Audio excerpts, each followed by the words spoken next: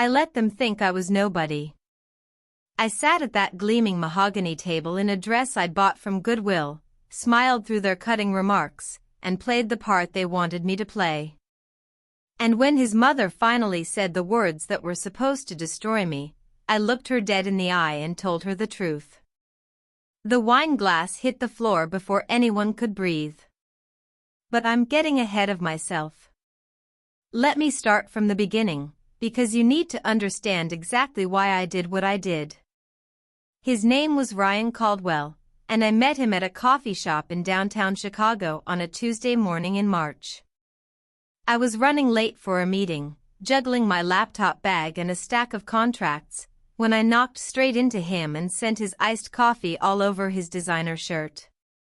"I am so sorry," I said, grabbing napkins from the counter.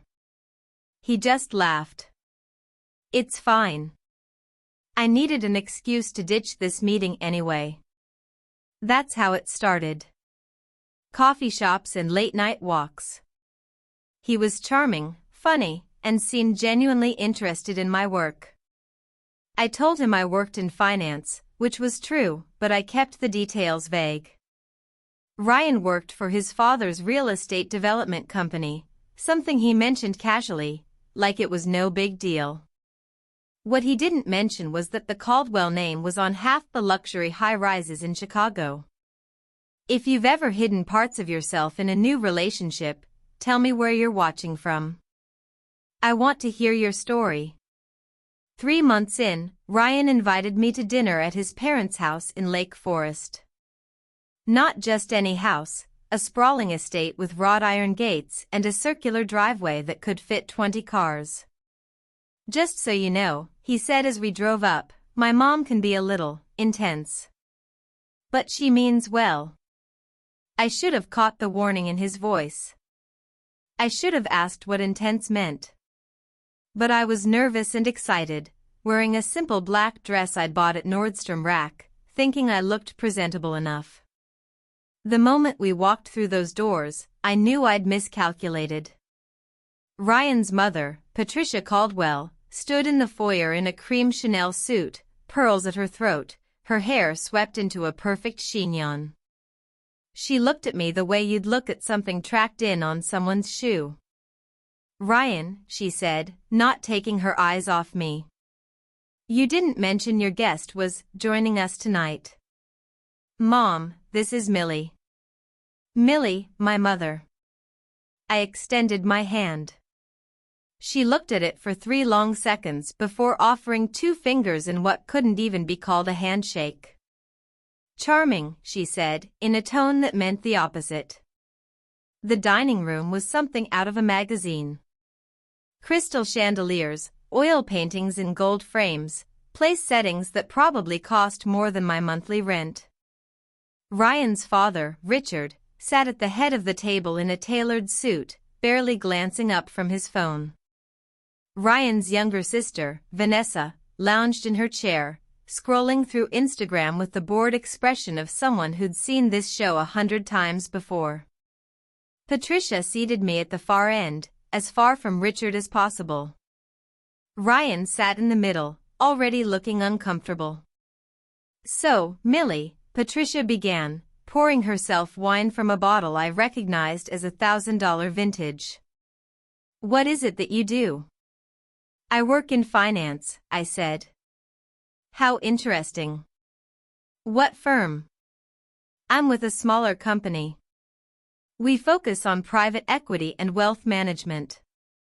She smiled, but it didn't reach her eyes.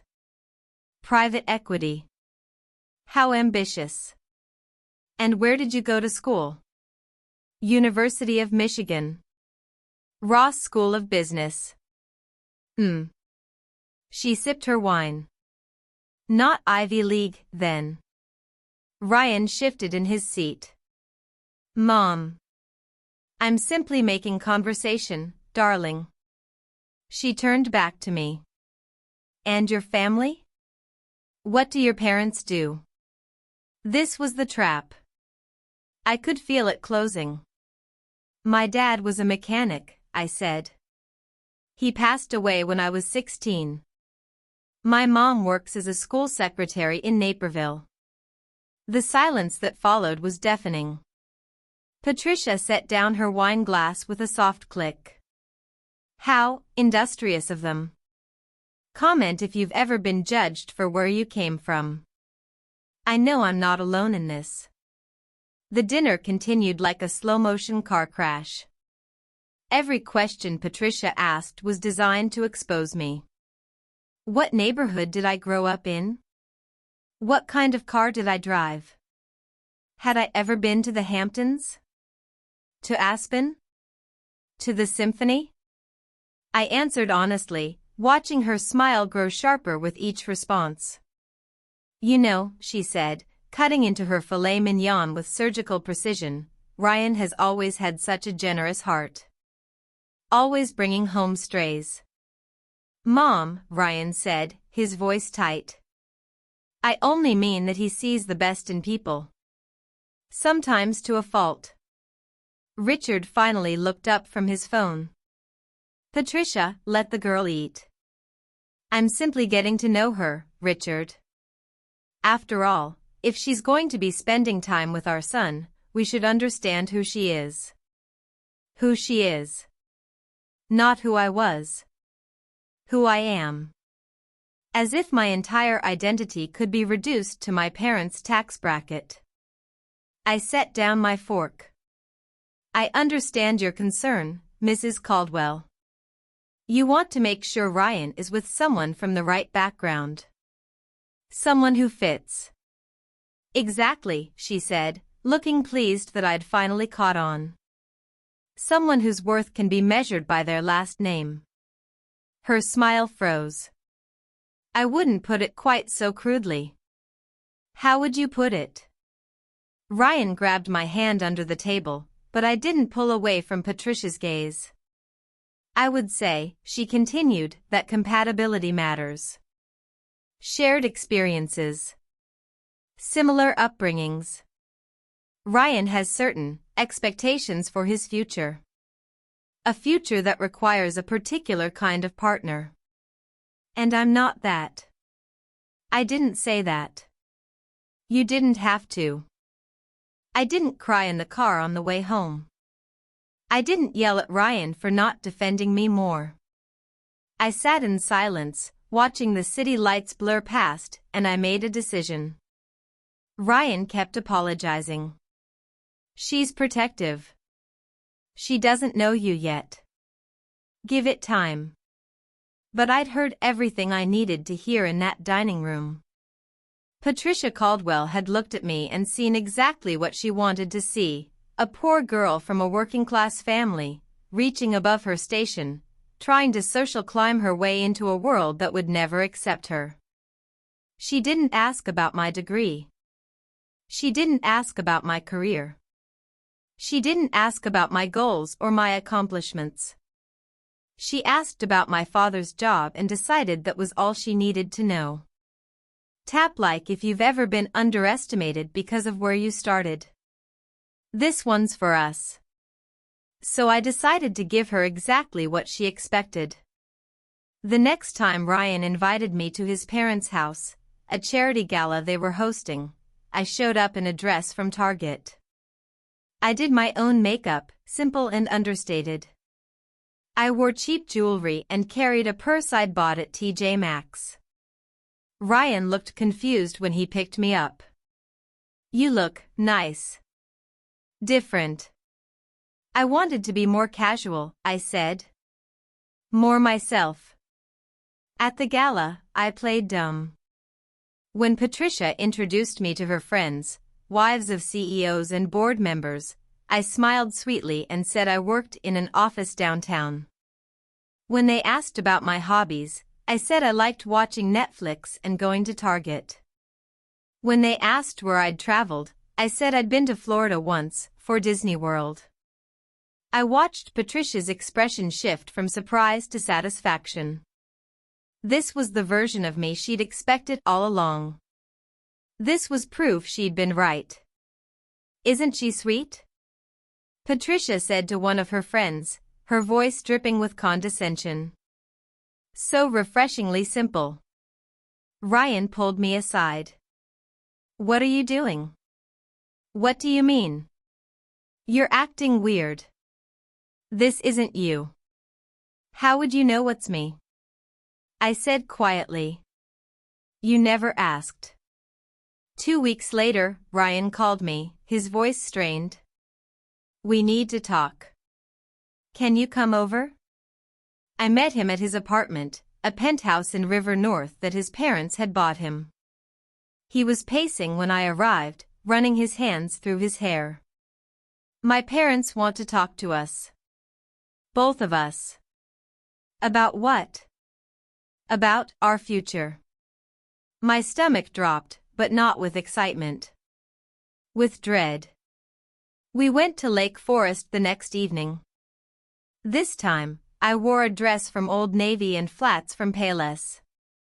I'd stopped wearing makeup altogether. I'd become the character Patricia needed me to be. They sat us down in the living room. Richard in his armchair, Patricia on the sofa, Vanessa watching from the doorway with barely concealed glee. Ryan, Patricia began, folding her hands in her lap. Your father and I have been discussing your relationship with Millie. And we have some concerns. Ryan's jaw tightened. Mom. Let me finish. We like Millie. She seems like a perfectly nice girl. But son, you have to think about your future. About the family legacy. About the kind of woman who will stand beside you as you take over the business. I'm not breaking up with her because you don't approve. We're not asking you to break up with her, Richard said. We're asking you to be realistic. Look at her, Ryan. Look at what she brings to the table. I sat there, silent, letting them talk about me like I wasn't in the room. She's not our kind of people, Patricia said softly. And that's not her fault. She's done the best she could with what she was given. But you need someone who understands our world.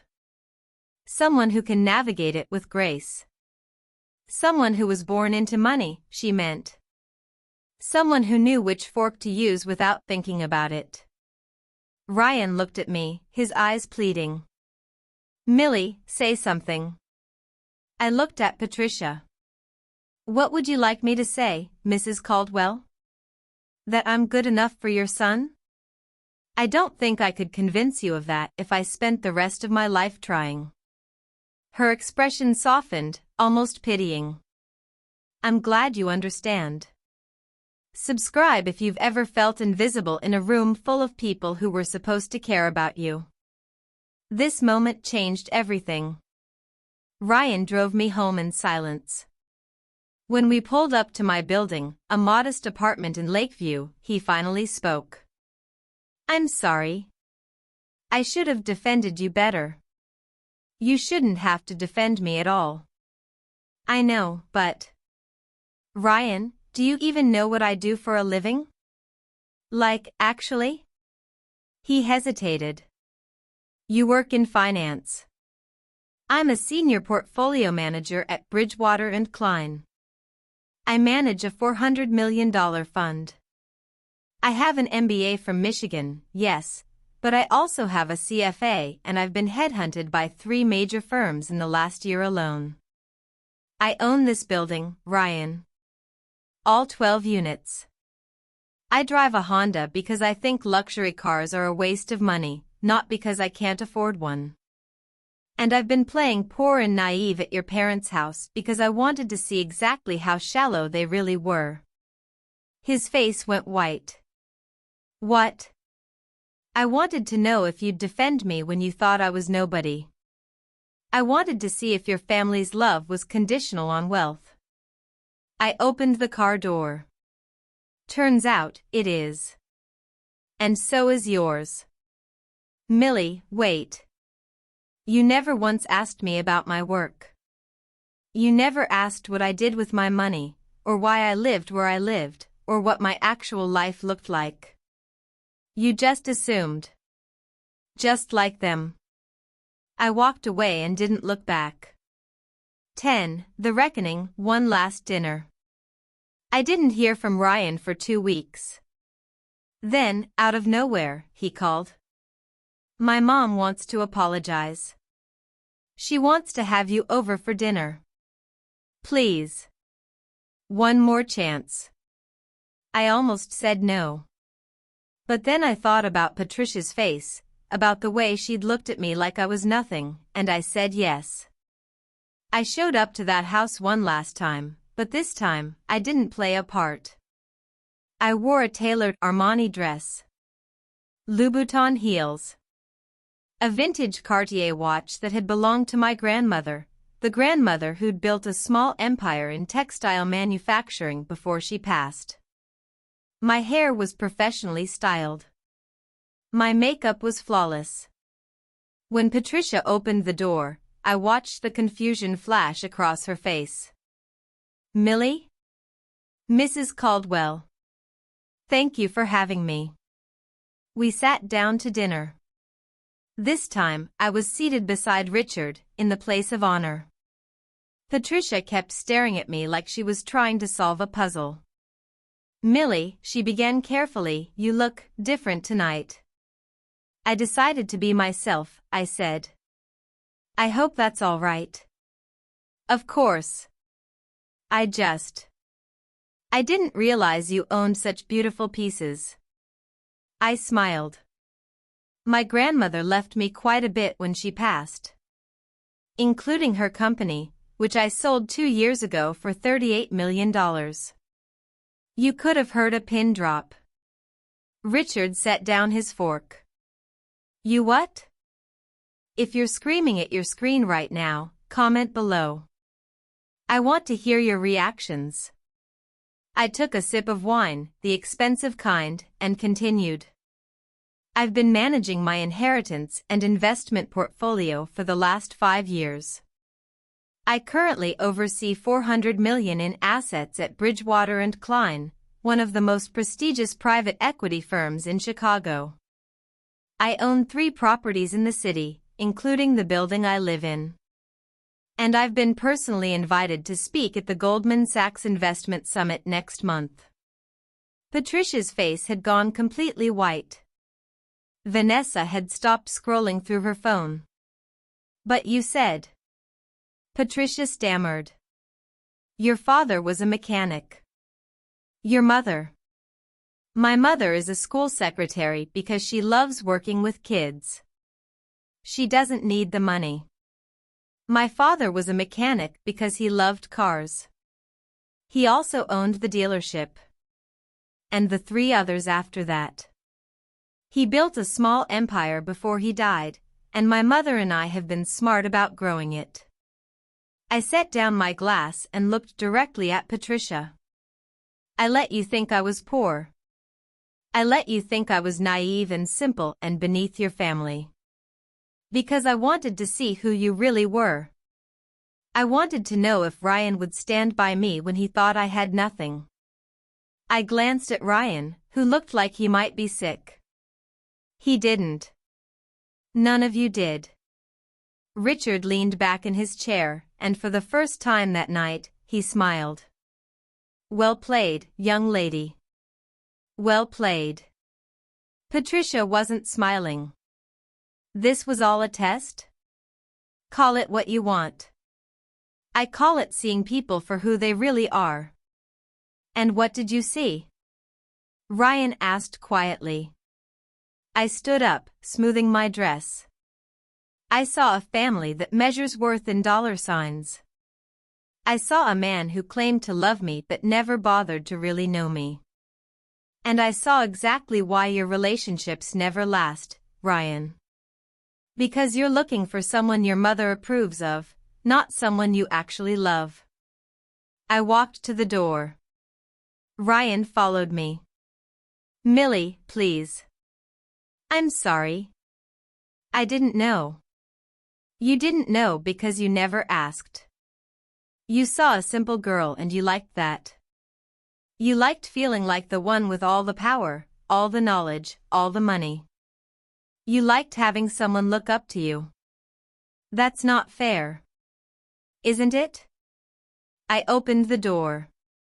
Your mother asked where I went to school, what my parents did, where I'd traveled, not because she cared about me, but because she was building a case against me. And you let her. You sat there and let her pick me apart. I tried to defend you. Not hard enough. Not in the way that mattered. I stepped outside, breathing in the cool night air. I don't need your family's approval, Ryan. I don't need their money or their name or their connections. I never did. What I needed was someone who saw me. Actually saw me. And you didn't. He stood in the doorway, the warm light from the house spilling out behind him. So that's it? It's over? It was over the moment you chose their opinion over me. Subscribe for more stories where the underdog wins. Sometimes justice is just showing people who you really are. 3 months later, I heard through mutual friends that Ryan was dating someone new. A girl from a wealthy family, someone Patricia approved of. Someone who fit. I was happy for him, in a distant kind of way. He'd found what he was looking for.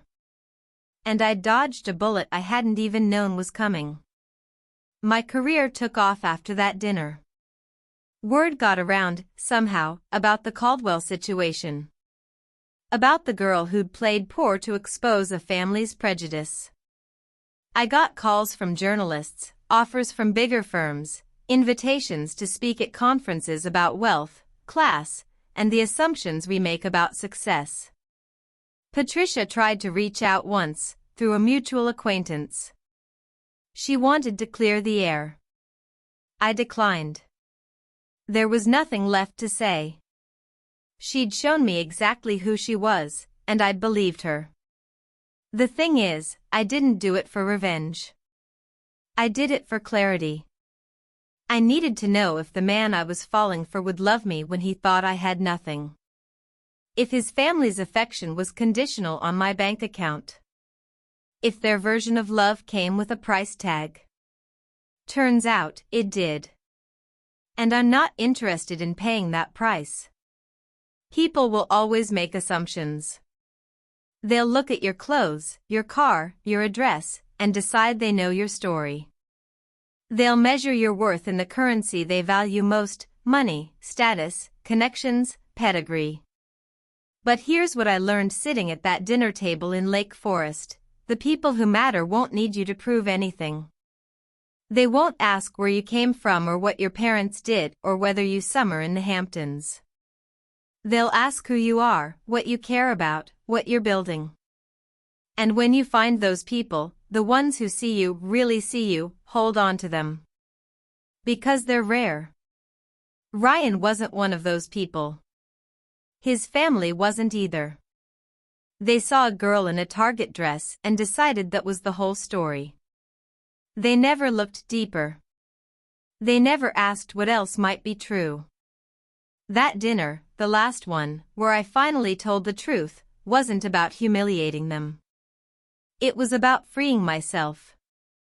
Freeing myself from the need to be approved of by people who were never going to see me anyway. Freeing myself from a relationship built on assumptions and appearances instead of truth. Sometimes the kindest thing you can do is walk away.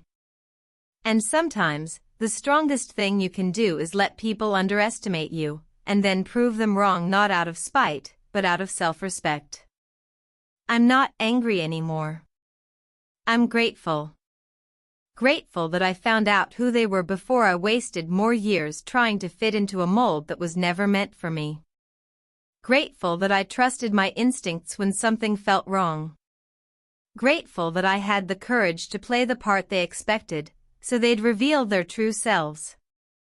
And I'm grateful for the life I've built, not despite my background, but because of it. Because my parents taught me that work matters. That integrity matters. That who you are when no one's watching is the only thing that really counts. Patricia Caldwell might not have seen that. But I did. And in the end, that's all that matters. If this story reminded you to never let anyone make you feel small, leave a comment. Tell me your story. Let's remind each other that our worth isn't measured by someone else's standards. And if you want more stories like this, stories about standing up, speaking out, and taking back your power, hit that subscribe button. I'll see you in the next one.